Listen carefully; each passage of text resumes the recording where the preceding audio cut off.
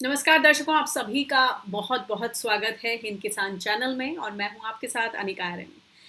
इस वक्त देश में जो अगर कृषि के मामले में कोई एक बड़ी खबर है तो वो है किसान संसद। जी हाँ, देश में जो मॉनसून सेशन चल रहा है उसके ही पैरेलल किसानों ने अपनी संसद लगाई है। वो कहते हैं इसे ही जन संसद है।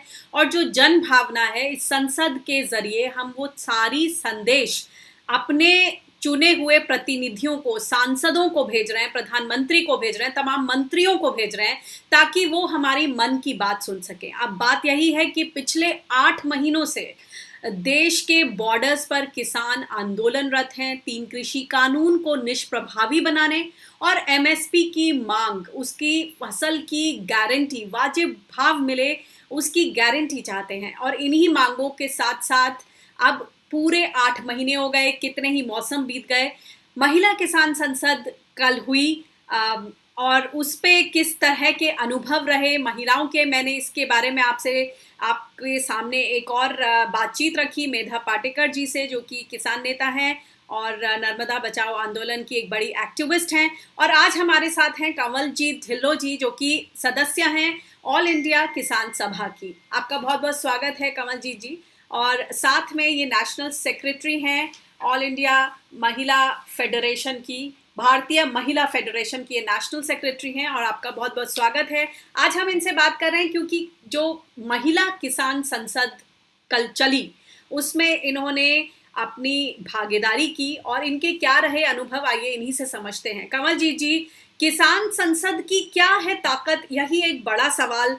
क्योंकि जो महिला किसान संसद में भी जो महिलाओं ने पूरा उसका संचालन किया, सही मायनों में ये ऐतिहासिक था और ये मॉडल अपने आप में नायाब था। और जहां हम देश में नारी शक्ति, दुर्गा शक्ति की बात करते हैं, तो आपको लगता है कि जो assertion of power, assertion of strength जो सही मायनों में महिलाओं की इस संसद से निकल कर सामने आई होगी, उसके कुछ झलक दीजिए, उसके अपने अनुभव साझा कीजिए। अनिका जी, शुक्रिया। आपने अपने दर्शकों के और श्रोताओं के सन्मुख किया मेरे को। ये कल का दिन केवल महिलाओं के लिए हिस्टोरिकल नहीं था, जो संयुक्त किसान मोर्चा उनके लिए हिस्टोरिकल नहीं था, ये समूचे देश के लिए, समूचे संसार के लिए, विश्व के लिए ये बहुत हिस्टोरिकल। ये जो ताकत की बात आप कर रही हैं, वो ताकत तो पहले ही थी, किसान मोर्चा में भी थी, लेकिन इसको एक ऑर्गेनाइज मैनर के साथ औरतों ने दिखाया है कि हम संसद भी चला सकती हैं, हम घर भी चला सकती हैं, हम खेतों में, खलिहान में काम करती हैं। और जो अब तक बोला गया है मोदी सरकार से, ये मवाली हैं, आज उन्होंने बोल दिया कृषि मंत्री ने कि ये निरार्थिक हैं, इनको समझ नहीं आते। उन्होंने इस तरीके से, विधिवत तरीके से ये समझाया कि सारे कानून हमारे को समझ आते हैं, हम औरतें अगर चुल्ला चलाती हैं तो हम संसद भी चला सकती हैं।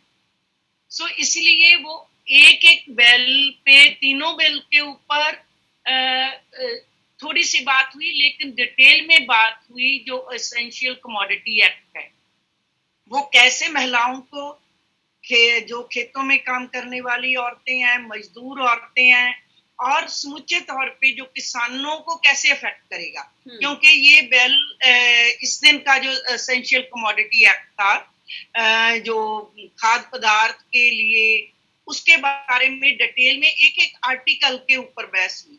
और ये बात भी औरतों ने सामने रखी कि जो चीजें मोदी सरकार कह रही है, उसका कृषि मंत्री तोमर कह रहा है, ये सारी कारपोरेट वर्ल्ड का दिया हुआ डिजाइन है और एजेंडा है।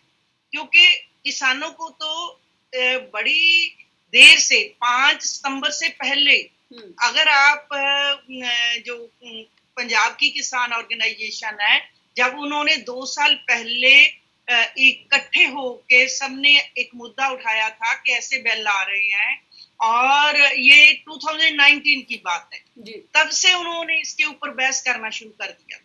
सो इसीलिए ये बात जो कल की संसद है, ये 3-4 महीने में बहुत इम्पोर्टेंट है। पहली बात तो ये है कि ये मोदी सरकार जो बहरी हो चुकी है, उसको ये सुनाने आई थी संसद के सन्मुख होके कि नहीं, जो आप गुमराह होने की बात कर रहे हो किसानों को, ना औरतें गुमराह हुई है और ना ही किसान गुमराह हुए हैं। गुमराह तो मोदी सरकार हुई है कारपोरेट वर्ल्ड के कहने पे।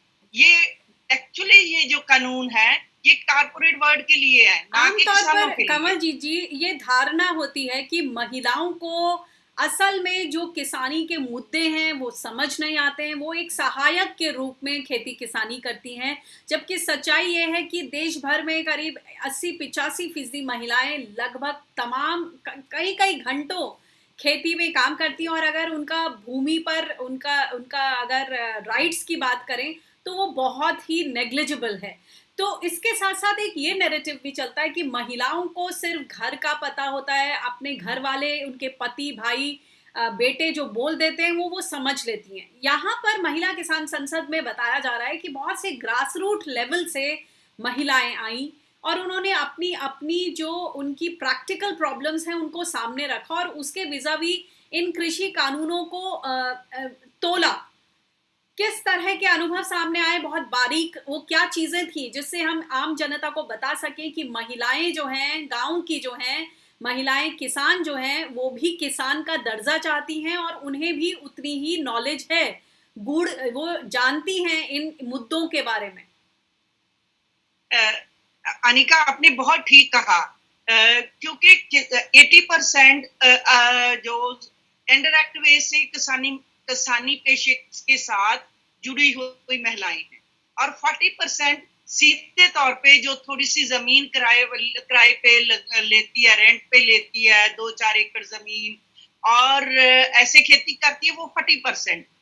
और 13% जो सीधी अपनी जमीन पे खेती करती हैं और 29% वो औरतें हैं जो कुछ रेंट पे भी लेती हैं, अपनी जमीन भी होती है और साथ में डेयरी फार्मिंग और चीजें भी करती है। पहली बात तो ये जी। दूसरी बात ये है कि ये कहना कि औरतों को तो ये मुद्दे समझ नहीं आते, मेरे को लग रहा है कि मिस्टर तोमर को और मिस्टर मोदी को किसान संसद जो खास करके वुमेन जो औरतों ने कल जन संसद करी उसके पीछे आके बैठ के देखना चाहिए था कि औरतें ये सीखी सिखाई है, इनको पता नहीं है, वो जैसे मुद्दे उठा रही थी, क्योंकि ग्रास रूट से जो हमारी गांव की है औरतें, जो छोटी किसान है वो भी आई हुई थी, जो मध्यम वर्गीय किसान है वो भी आई हुई थी, इसके बीच में जो एक इकोनॉमिक पॉलिसी जो खेती के साथ जुड़ी हुई हमारी रिसर्चर हैं, वो भी कुछ औरतें आई हुई थी कि जिन्होंने एग्रीकल्चर जो इकोनॉमी के ऊपर काम किया है वो भी औरतें आई हुई थी और कुछ औरतें वो आई हुई थी जो थोड़ी तादाद में, ज्यादा तादाद में जो हमारी ग्रास रूट की औरतें थी जो गांव से चल के आई थी और 8 प्रदेशों की महिलाएं थी, ऑलमोस्ट ये नॉर्थ इंडिया की सारी महिलाएं थी। और जब 9th को संसद होगी तो जो साउथ इंडिया की, क्योंकि दूर से आना था और सब चीजें थी, तो वो आएंगी। अभी जब किसान संसद हो रही है, जो आदमी लोग कर रहे हैं, उसमें सारे प्रदेशों से जो किसान लोग आ रहे हैं। ये चीजें मेरे को तो ये लगता है कि उनको आके बीच में बैठना चाहिए था और वो साक्षात अपने कानों से सुनते। वैसे तो मैं ये कहूंगी कि जो मोदी गवर्नमेंट है वो बोली हो चुकी है, बहरी हो चुकी है, उनको सुनाई नहीं देता, वो सुनना ही नहीं चाहती। बात ये है। ये दूसरा ये जो है कल जो मुद्दा निकल के सामने आया, जो आपने थोड़ा सा किया, मैं थोड़ा सा डिटेल में बात करना चाहती हूँ। जो औरतें वहां पे आके बोली और उन्होंने जो एक पार्थ किया, जो हमारे 5 रेजोल्यूशन हुए, पहले तो जनगण मन से शुरू हुआ, भारत माता की जय से शुरू हुआ। ये भारत माता कोई एक मोदी की जेब में और पॉकेट में डाली हुई नहीं है, ये हम लोग ही हैं, हमारा कॉन्स्टिट्यूशन कहता है हम भारत के लोग, तो ये भारत माता हमारी सबकी है। तो ये पहले उसको, फिर हमारे कारगिल के शहीदों को श्रद्धांजलि दी गई, जो 547 हमारे किसान शहीद हुए हैं, उनको श्रद्धांजलि दी गई, उसमें 7 women शहीद हुई हैं। और कुछ औरतें ऐसी है जो 8 मंथ से इधर से गई नहीं है, जब 26 नवंबर से लेकर आज तक बैठी हुई है, कुछ बीमार भी हुई इधर और एक दिन भी घर में नहीं गई है। ऐसी कमिटमेंट है, ये शक्ति है उस आंदोलन की। और उसमें बच्चे भी शामिल हुए हैं और हर वर्ग की औरतें, हर वर्ग का मर्द उसमें शामिल हुआ। किसान तो है ही, मूल रूप से किसान तो है ही, उन्होंने तो होना ही था, लेकिन उसके लिए सॉलिडारिटी के लिए और लोग भी आ रहे हैं, जैसे यूथ आ रहा है, हमारे स्टूडेंट्स आ रहे हैं, वो सीधे तौर पे नहीं जुड़े हुए। बहुत बड़ी आपको शायद ये तजुब हुआ, 400 सॉन्ग्स पंजाबी और हरियाणवी में किसान आंदोलन के सब्जेक्ट को लेकर जो है लिखे गए। तो वो राइटर भी आ रहे हैं, क्योंकि वो सीधे तौर पे नहीं है, पहले तो किसान ही है इस आंदोलन को लीड कर रहे। जो कल हमने पार्थ किया, जो एक 5 कहिए कि किसान, जैसे आपने किया कि किसान ही नहीं माना जाता, ये भी एक हमने प्रस्ताव पास किया कि महिला को भी किसान माना जाए। ये हमारी पितृसत्ता की एक एक्चुअली ये सोच है कि किसान मर्द ही होता है, किसान औरत नहीं होती। किसान मर्द भी हो सकता है, औरत भी हो सकती है। और उसके पक्ष में इवन के SKM को भी कल की महिला संसद ने ये कहा कि आपने ये काम बहुत अच्छे से किया है, क्योंकि उन्होंने ये सोचा कि नहीं, जो औरतें हैं उनकी भागीदारी, उनकी पार्टिसिपेशन बहुत अहम है। और आपको शायद पता होगा कि जब हमारा 8 मार्च था, 50,000 women इकट्ठा हुई थी डिफरेंट मोर्चा के ऊपर। बिल्कुल बिल्कुल। सबसे ज्यादा सिंगू के ऊपर और जो टिकरी बॉर्डर के ऊपर, शाहजहां, गाजीपुर। कंवल जी, ये बताएं, बेशक इसमें महिला शक्ति एकदम पीछे और आगे दोनों तरफ रही है इस आंदोलन में। अगर मैं बात करूं तो पंजाब में जब सोइंग सीजन था तो बीच में ऐसा कहा जा रहा था कि जब सारे बॉर्डर्स पर लोग वापस चले गए थे, थोड़ी भीड़ कम हो गई थी, कहा जा रहा था कि आंदोलन ढीला पड़ गया है। मगर ऐसे में ये इस वक्त भी हम सब ने देखा है कि पीछे महिलाओं ने ही खेती संभाली और पुरुष जो है बॉर्डर्स पर डटे हुए थे। ऐसी तमाम कहानियां हमारे सामने हैं। तो ये कहना कि वो इस किसान आंदोलन के पीछे भी खड़ी रही और आगे भी खड़ी रही, एक बड़ी अग्रणी भूमिका निभाई है। लेकिन मैं ये समझना चाहती हूँ कि सरकार का जो तर्क है कि इससे खेती किसानी के नए आयाम खुलेंगे, नए दरवाजे खुलेंगे, विकास की इबारत लिखी जाएगी, जो मिडिल मैन हैं वो वाइप आउट होंगे, कार्टिलाइजेशन खत्म होगा, करप्शन खत्म होगा। इन सबको आप लोग किस तरह से देखते हैं? क्योंकि जो शहरी जनता है कहीं ना कहीं जो सीधे तौर पे किसानी से नहीं जुड़ी, उनको लगता है कि जब प्राइवेट मॉडल आएगा तो बहुत सी प्राइवेटाइजेशन के साथ नई नई सोच आएगी, नए आइडियाज आएंगे जो खेती को विकसित करेंगे, डेवलपमेंट के लिए जरूरी है। इस सोच को आप लोग किस तरह से देखते हैं और कैसे आप सरकार को ये समझा पाएंगे कि डेवलपमेंट आप लोग भी चाहते हैं, मगर ऐसा डेवलपमेंट जिसमें जो मेन हीरो है किसान और किसान महिलाएं, वो दूध में से मक्खी की तरह निकाली ना जाए? अनिका, पहली बात तो ये है कि किसानों ने इन खेती कानूनों को समझ लिया है। ये ऐसी बात नहीं है कि इससे बहुत ज्यादा डेवलपमेंट होगी और बहुत व्यवसाय होगा, बहुत रोजगार होगा, ये चीजें नहीं है। अगर हम आज इसको डिटेल में करें तो एक एक जो 3 बिल है और 2 ऑर्डिनेंस है, उसके बारे में हमारे को पूरे 3, 4, 5 सेशन चाहिए। लेकिन मैं संक्षेप में ये बात कहना चाहती हूँ कि ये बिल बने ही नहीं है, जो कानून बना है ये किसानों के लिए नहीं बना है, ये कारपोरेट के फेवर के लिए बना है। क्योंकि पहली बात तो ये, जिस बिल की कल चर्चा हुई, अगर मैं उसकी बात करूं, जो एसेंशियल कमोडिटीज एक्ट है, ये जैसे पहले बिफोर 47 आया था। जब बिफोर 47 आया, आपको शायद याद होगा कि मणिपुर में नुपीलान एक पूरे का पूरा एक महिला संगठन था जिसने 1939 में फाइट किया और पहली वो फेमन के खिलाफ औरतों की जंग थी, क्योंकि ब्रिटिश ने ये रूल बनाया था कि वो आपातकाल में भी वो बाहर एक्सपोर्ट करते थे और अच्छा चावल एक्सपोर्ट करते थे। यू नो कि मणिपुर में बहुत अच्छा राइस होता है।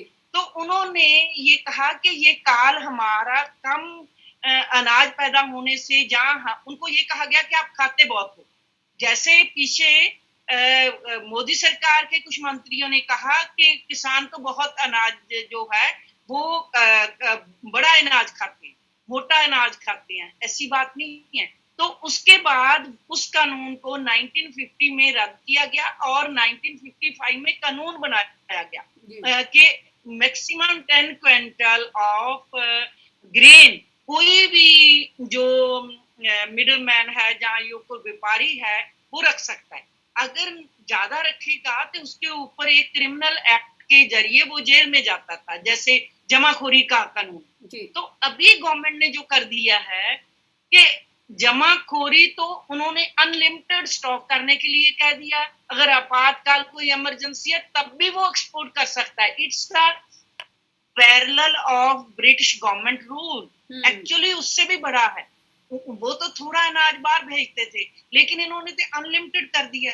सो ये इससे भूखमरी ज्यादा होगी, स्केर्सिटी ज्यादा होगी, प्राइस राइज ज्यादा होगी। जब वो स्टोर करेंगे और मार्केट में और चीजें कम आएंगी तो दाम बढ़ेंगे। ये तो एक साधारण एक बच्चा भी समझता है इस बात और ये को, भी जिसको इकोनॉमिक्स अगर मैं इसको ऐड करूं तो एसेंशियल कमोडिटीज एक्ट है। तो अगर हम समझें, दर्शकों को समझाना चाहें तो एसेंशियल कमोडिटीज यानी आपका सीरियल, आपकी दाल, आपका आटा, आपके प्याज, टमाटर, ये ऐसी दाल, तेल, ये सारी चीजें जो बहुत जरूरी मानी गई हैं किचन का, जो से पूरा बजट चलता है, जो बजट बिगाड़ देती है या बना देती है, उन चीजों पर सरकार ने स्टॉक लिमिट हटा दी है। उसी पर एसेंशियल कमोडिटीज एक्ट को लेकर महिला किसान संसद में गहन चर्चा हुई, बारीकी से चर्चा हुई, और उसी के अपने अनुभव साझा कर रही हैं कमलजीत जी। जी कमलजीत जी। जी बिल्कुल, आपने ठीक कहा अनिका। आपको ये पता होगा कि पहली बात तो ये है कि कोरोना पीरियड में हम ऑक्सीजन तो प्रोवाइड नहीं कर सके। उसकी कितनी ज्यादा जमाखोरी हुई, कितनी स्केर्सिटी हुई, पहली बात जो रिसेंट टाइम्स में हुआ। और इसका जो ग्रेन है जिसकी एक्चुअल प्राइस है वो 100% में वो 50% बढ़ा के बेच सकता है कोई भी व्यापारी। और जो सब्जियां हैं, जो बहुत जरूरी चीजें हैं हमारी, वेजिटेबल्स, उनको वो 100% ज्यादा दाम पे बेच सकता है। ये उसको, और वो किसी कोर्ट में भी हम नहीं जा सकते, उसके ऊपर मुकदमा नहीं हो सकता और सरकार उसको कुछ भी नहीं कहेगी। ये उसके बीच में है, के बीच में है, कोई भी पढ़ सकता है उसको। तो फिर कैसे कहती है सरकार के ये महंगाई कम होगी और जो भूखमरी नहीं होगी। पहले ही हमारा कुपोषण की स्थिति अब 170 जी 104 नंबर पर मेरे समझ में। जी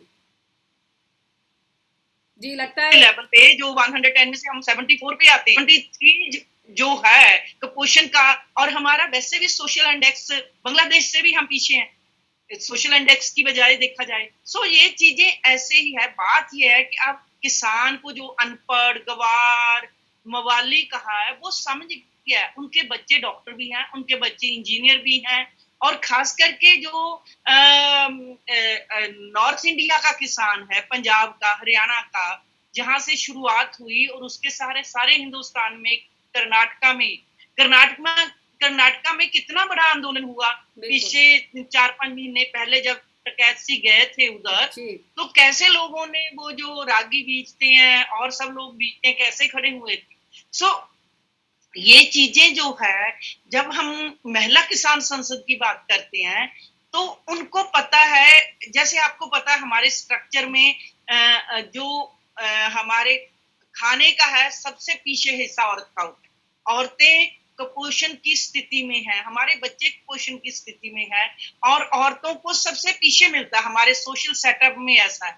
तो कैसे फिर औरतें जो है, कैसे नहीं इस एसेंशियल कमोडिटी एक्ट के बारे में सोचेंगी। उनके तो चूल्हे का जो दाम है, वो जो उसमें पकाना है उसका बढ़ रहा है। तो सबसे ज्यादा पहले तो किसी को नहीं पता चलेगा, औरत को पता चलेगा। तो जो आप अर्बन और जो शहरी औरतों की बात कर रहे हो, ये इतना मीडिया का, जिसको हम गोदी मीडिया कहते हैं, अगर हमारे पास सोशल मीडिया नहीं होता तो पता नहीं क्या होता, ये इसके लिए आंदोलन भी खड़ा होता या नहीं होता। जैसे सारे हिंदुस्तान में और विदेशों में भी इसकी सपोर्ट बहुत है। और ये जो चीजें हैं, जो खाद्य पदार्थ की बात है और जो हमारे चूल्हे की बात है, हमारे जो एसेंशियल कमोडिटीज में सब चीजों की बात है। जैसे हम कहें कि इसमें इकोनॉमी और एनवायरनमेंट को भी इससे जो खतरा होने वाला, क्योंकि जो दूसरे दो बिल हैं, अगर हम उसको जोड़ के देखेंगे तो जो कॉन्ट्रैक्ट फार्मिंग है, अगर वो कॉन्ट्रैक्ट जो पंजाब में 2-4 जगह पे इसका जो एक्सपेरिमेंट हो चुका है, जो पेप्सी ने लगवाया था, जी, हम सभी के जहन में वो याद ताजा है, पेप्सी को और आलू के किसान का 1-1 करोड़ का मुकदमा ठोका गया था इन किसानों के ऊपर कि इन्होंने वो बीज चुरा लिए हैं। जो कंपनी अपने चिप्स बनाती है वो उसको प्रोटेक्ट करना चाहते थे कि उनके जो कंपनी के जो चिप्स हैं आलू के, वो कोई और उस तरह का आलू ना उगाए, और जो उगाए तो वो उसी कंपनी को दे।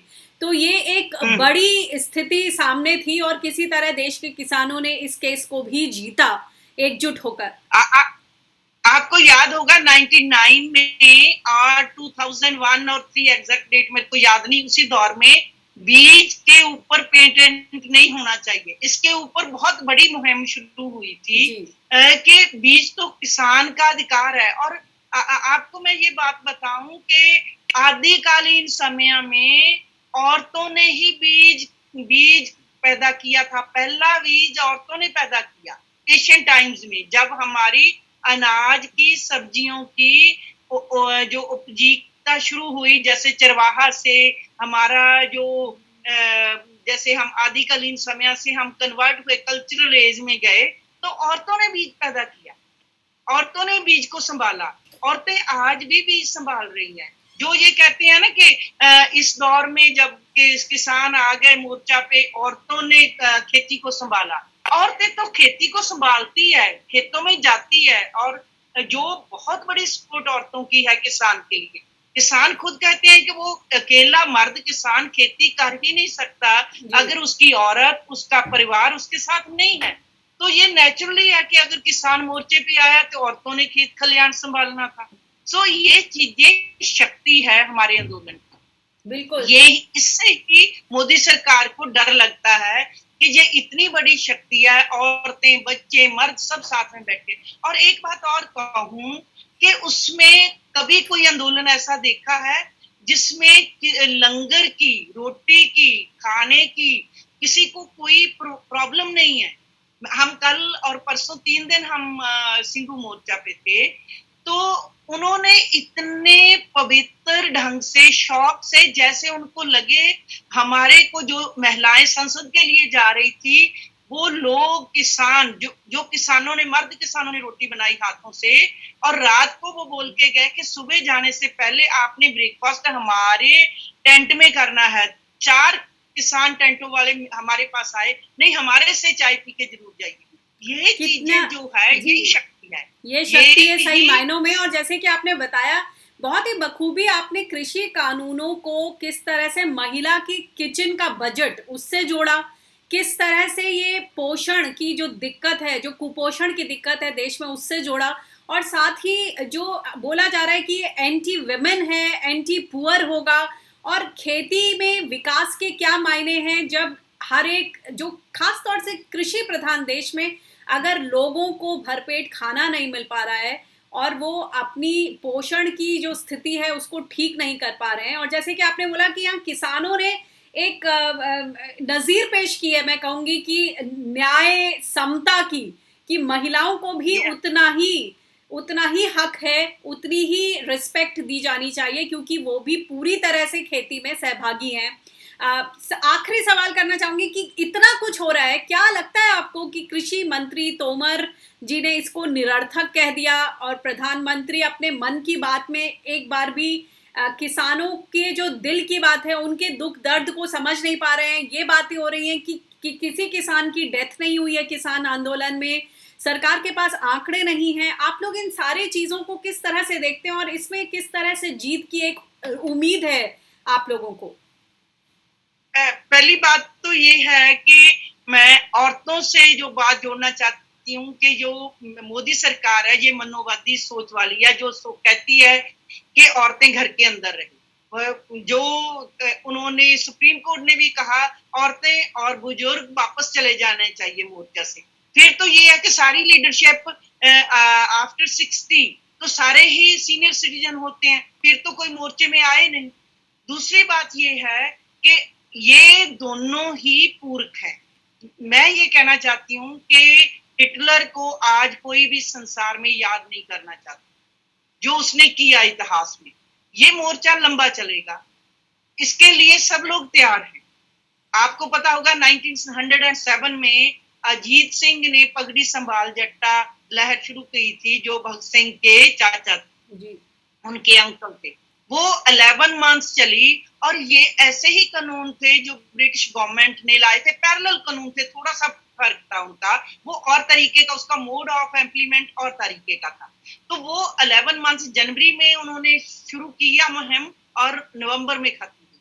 तो किसान 2 साल बैठने के लिए भी तैयार है, 1 साल बैठने के लिए भी तैयार है, क्योंकि आपको अगर आप वहां पे विजिट किया है तो आपको पता चलेगा कि वहां का उन्होंने इंफ्रास्ट्रक्चर कैसा बनाया।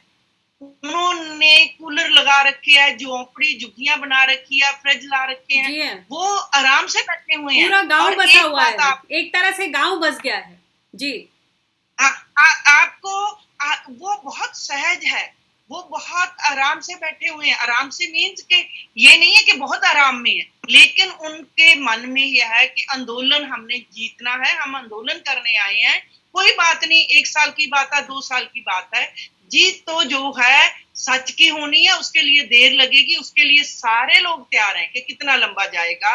मोदी जो है वो किसानों का सब्र, जो उनका सिद्क, उनका जो पेशेंस है, उसको वो जो है टेस्ट कर रहे हैं। तो उसमें किसान जो है वो बहुत सक्सेसफुली आगे बढ़ेंगे। इसके लिए मेरे को कोई शंका नहीं है, ये मोर्चा जीतेगा और ये बैल वापस होंगे, आज नहीं तो कल, कल नहीं तो परसों। जब तक जीत नहीं होती, किसान, मर्द, औरत सब इकट्ठा होके लड़ेंगे, क्योंकि ये हमारी जमीन की लड़ाई है, हमारी लोगों की लड़ाई है, हमारे फ्यूचर की लड़ाई है। क्योंकि 80% किसान 5 एकड़ से कम का किसान है जो वहां पे बैठा हुआ। वो बहुत सारे दलित जो मजदूर है, जो एग्रीकल्चर लेबरर है, वो भी बैठे हुए हैं वहां पे। तो इसलिए उन्होंने, क्योंकि जमीन से जुड़ा हुआ व्यक्ति बहुत जल्दी समझता है कि उसकी वो तो आसमान को देख के बता देता है कि आज बारिश आएगी कि नहीं आएगी जी। सो उसको पता है कि बीज कब बोना है, कैसे होगा। तो ये किसानों के अगेंस्ट जो उन्होंने कानून लाए है, इसका सबसे पहले जो समझ आनी है वो किसान को ही आनी है। वो मोदी सरकार के बीच में जो एसी में बैठे हुए लोग हैं उनको नहीं समझ आ सकता, जमीन से जुड़े हुए लोगों को समझ आएगी। और ये जमीन का मुद्दा जो है, खेत खलियान का मुद्दा है, ये तो जीता ही जाएगा, कभी भी धरती की हार नहीं होती।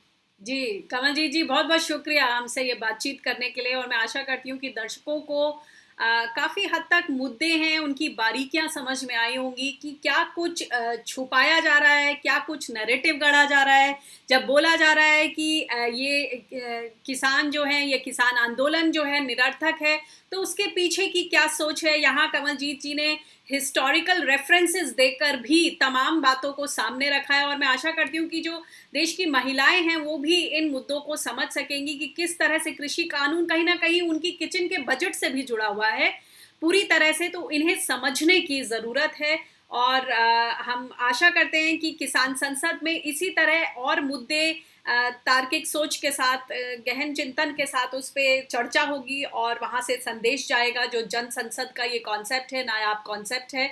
बहुत बहुत शुक्रिया हमसे इन बातों को साझा करने के लिए, अपने अनुभव साझा करने के लिए। और दर्शकों, आपसे मैं यही चाहूँगी कि अगर आपको इस तरह के डिस्कशंस पसंद हैं तो मेरे चैनल हिंद किसान को सब्सक्राइब करना ना भूलें।